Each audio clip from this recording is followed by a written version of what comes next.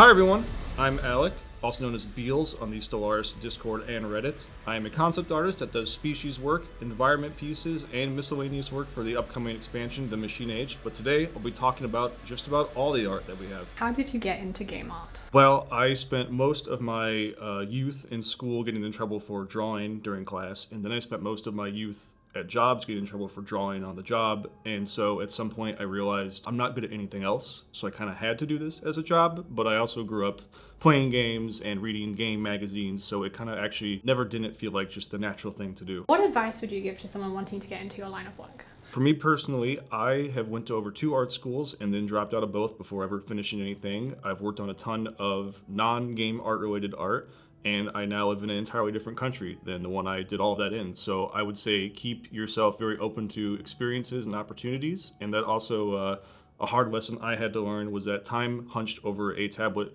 does not equal progress. Your art will come in leaps and bounds, and it's just a matter of you have to keep working at it and keep experimenting and keep going out to get new experiences, because that's how you will stand out as an artist. Can you talk about the artistic inspiration behind The Machine Age? Sure. So I don't want to speak out of turn for the huge amount of artists and content designers that also pitched in to work on this, but I'm going to. For cybernetics, because this is split into essentially 2 parts of the Machine Age, there's obviously a pre-established setting for cybernetics. I think we all agreed that that's what the fans are going to want, but we did want to put our own spin on it because this is really the first time we've expanded this to such a degree in the Stellaris universe. So we thought it would be kind of cool to reference some of the even earlier 50s hot rod kind of muscle car era with exposed piping and chrome and this kind of do-it-yourself jankiness that we think lends itself a bit better to Stellaris than just maybe the default cybernetics. And we're very happy with it. We think it looks cool, and we are hoping that the fans will think so also. For synthetics, we wanted to offer something that was kind of on the other spectrum of that was as modern and as sleek as we could imagine it. And we spent most of our time actually trying to think about how we could design ships for this, because, you know, in every other case for Stellaris, you are still assuming that there's aliens walking around the ships and there's pilots and staff. But for synthetics, we imagine at some point, or at least I do, that they're eventually going to just start plugging themselves into the walls. So we tried to imagine what looks good as both something that might start out where there's still species and aliens walking around, like in everything else, and then eventually they just become part of the ship, or just the ship itself. So most of our effort has gone into creating something that we think looks really cool in a way where it will carry you through the entire narrative journey of your Stellaris playthrough if you're doing synthetics. What was the inspiration behind the Synth Queen? The Synth Queen was a collaboration between almost all of the artists and a bunch of designers, and I think it resulted in more revisions than possibly anything else I've worked on in Stellaris so far. It had a ton of input. We all had different ideas that we thought were worth going down, and for this one, because she's such a big and important part of both the Machine Age and now Stellaris, we wanted to take the time and investigate every possible avenue. We wanted to do something that felt both apocalyptic but not inherently militant. We felt that there was already enough crises in Stellaris that could be solved with just immediate military action. Everyone on Stellaris here loves the rogue servitor idea, so we really wanted to collaborate with something between those 2 ideas and create something that is not yet been done in Stellaris. So this all came together finally as this all-powerful being named the Synth Queen. And we have a bunch of very smart people on the content design team who have this really nice appreciation for Buddhist philosophy and their approaches to suffering and even awareness of suffering. And we want to respectfully take some of those ideas and make it into what is now the final form of the Synth Queen.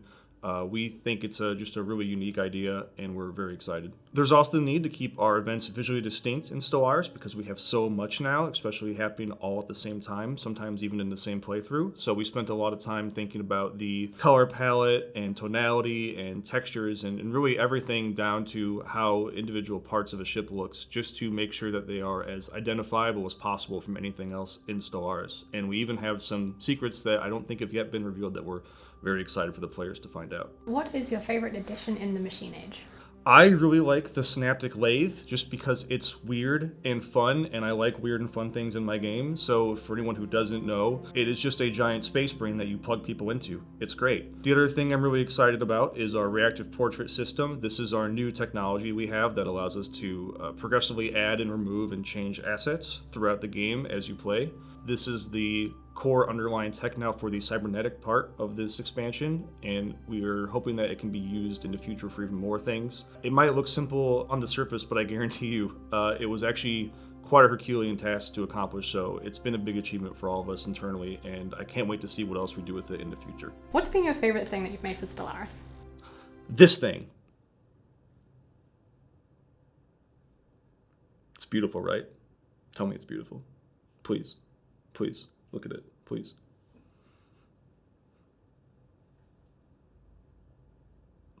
All right, we're done. What's one portrait that you want to add to the game? I would love to add something that you don't even really understand what you're looking at when you first see it. I love really weird and strange stuff, so I'm always angling to add more weird and strange stuff to the game. What's your favorite type of empire to play in Stellaris? All right, let me tell you about the best way to play Stellaris. I don't want to hear any other opinions. So the origin doesn't even matter. Take Doomworld for all I care, and you make a megacorp, again, just because it's funny. You take catalytic processing, and then you eventually get barbarian despoilers. And what you do, essentially, is you run around, steal people, melt them into bricks, build spaceships out of their bricks, and then use those spaceships to go steal more people. And if at any point you have too much of any of those resources, you just sell them. It's possibly the perfect economy, and I love it. What's your favorite ship set? The Machine Age ones, obviously. And then also I want to shout out another concept artist, Lloyd. He made a lot of the ships for Toxoids, and he made this constructor ship, which I think is beautiful and perfect and adorable. What's the process for coming up with a new species portrait? It takes probably a lot longer than people think. There's a pretty substantial viz dev process where we start just kind of concepting out ideas. They don't even have to be complete ones. They can just be, oh, this is a cool head, or this is maybe a cool silhouette that could be a shape that we don't have yet. And once we kind of gauge a critical mass of those, we then start weaning them down on what's a good idea, what makes sense, what might make sense later in either another expansion, or if we have more time to add more, that's always an option too. We try to kind of make sense, get everything to about 90% and then let it cool for a while, just so that we can come back and look at it and see how we feel about it maybe a week later or 2 weeks later, depending on how busy we are. And then also, again, to if we have any slack or time to fill in more work, because we always want to make as much as possible for these expansions. Once we get to the part where we know for a fact what we're going to make, then it does become a bit more of a assembly line process where we start making the portraits and then the assets for them that go on top, like clothing, in this case cybernetics, and also these synthetic portrait swaps, as we're calling them. So it eventually ends up to be quite a bit of work, but luckily we are kind of given the freedom to decide how best to approach it on a case-by-case basis. And each artist also has a different way of handling it. In general though, if you include other work that we take care of during the day, meetings and everything else, a single portrait usually takes between 3 to 4 weeks, and that includes the animation. Because we made so much art for the Machine Age, we actually weren't able to have it all be ready to be shown in time. So instead, we're going to be doing a big deep dive into the art and an art blast after launch that if you're interested, you can tune into and see all of the art and how we made it in much more detail. Rick the Cube, Jeff, or Dolph? Snail. I also want to mention really quick that this is the biggest expansion ever in terms of art assets. For the first time, we have 2 ship sets and we have 2 entire portrait sets that when you include all of the extra bits like the synthetics and the cybernetic parts, in terms of work production time is closer to 3 actually. So folks, this is huge. This is gigantic. It's huge.